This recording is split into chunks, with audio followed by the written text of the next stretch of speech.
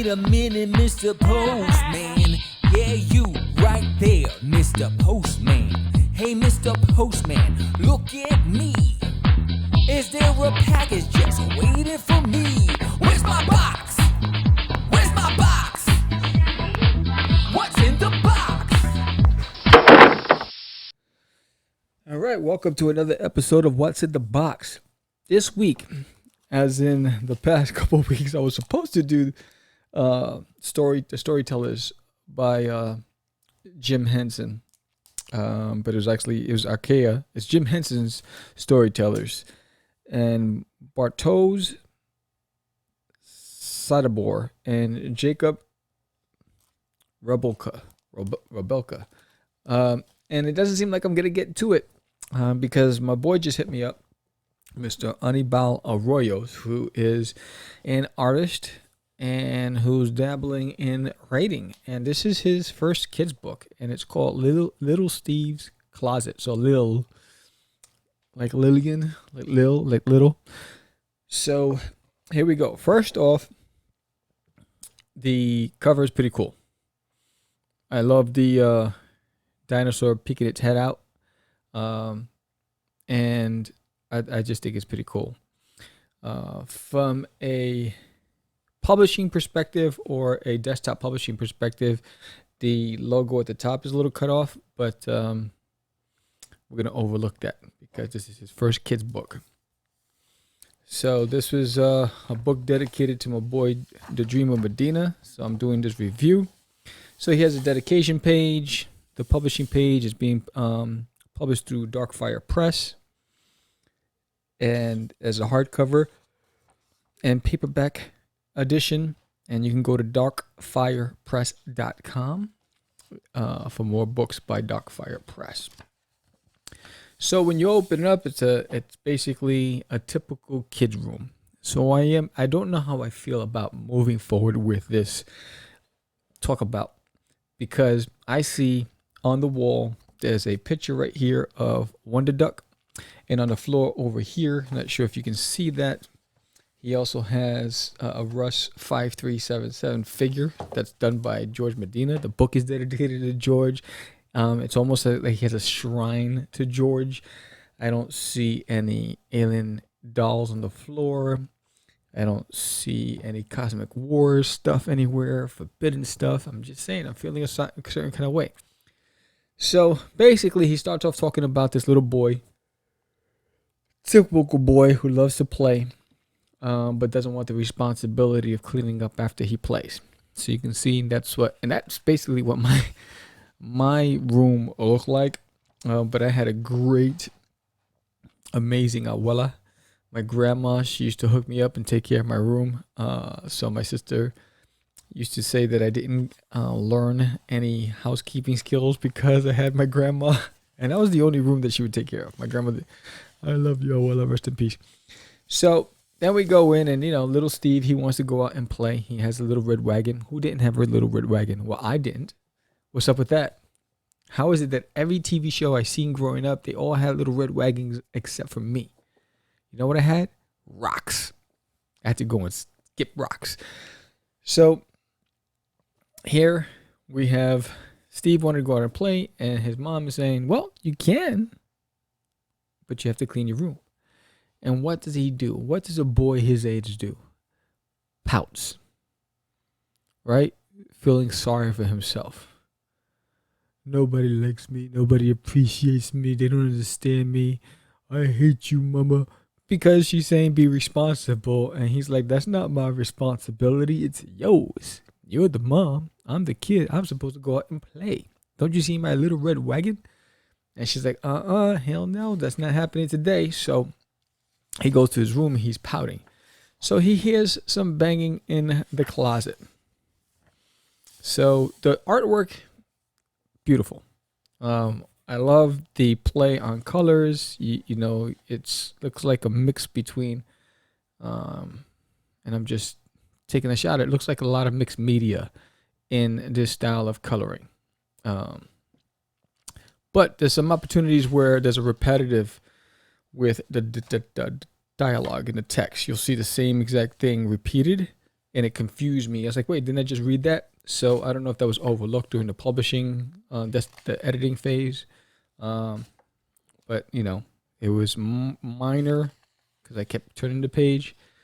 But the artwork is beautiful. The dinosaur looking in from the closet. So he hears a thump, and boom, what happens? It's a dinosaur. He goes in the closet and takes him to his realm, Jurassic Park. And Anibal does a great job translating the images. They look amazing. And again, the color work is good. For the mixed media, it looks like watercolors mixed with crayons. I don't know. It's just like a lot of mixed stuff.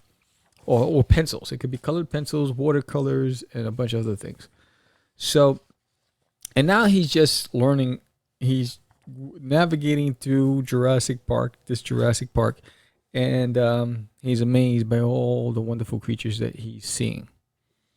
And I mean, just look how vibrant the colors are and how they pop on this page. It's pretty dope. Makes me want to learn. And what he does is also, you can see that this is an educational book as well, because he goes into length in describing the size, the weight, who they are, what they do, what they eat, for the reader. So I think parents will love that. Then here we go again, learning about different creatures. This is Iguanodon. She's measured at 30 feet in length and weighed 3 tons. She was a peaceful plant eater and was only trying to protect her young. And little Steve quickly understood that. So, correct me if I'm wrong. He didn't understand why he had to clean his room, but he understood the aggression coming from this female protecting her young. I don't know. It's like reaching. Anyways, but he figured it out. He's like, all right, I'm out. So he walks through deep woods, and he was faced with great danger. And he's booking. So now, this kid who doesn't want to clean his room, who has a red wagon, who's pouting, had the cajones to run and dive off a cliff into a lagoon or ravine or river to avoid getting eaten by these meat-eating animals chasing after him. I'm telling you, this kid's full of surprises, but yeah, he can't clean his room. Something's wrong. Something seriously wrong. I don't think he's a kid. I think he's a dwarf in a kid's body. So, and then here we go. He's in the lake, and then he lands on a duck-billed dinosaur, which is called the Edmontosaurus. I had to go and double check some of these things. I'm like, is he making these names up? What's up with that? But again, the coloring on this is beautiful. He did a really, really good job with this. Then he goes off and he sees more. He's hiding in the bush. He's watching herd of dinosaurs running in the distance. And then he sees a triceratops, who's also a plant eater. Peaceful in the jungle. Welcome to the jungle. And then there's another herd and there's dust. And he's like, I can't see. And then you turn the page and there it is. The Tyrannosaurus Rex. So the Tyrannosaurus Rex is ready to munch on some Steve.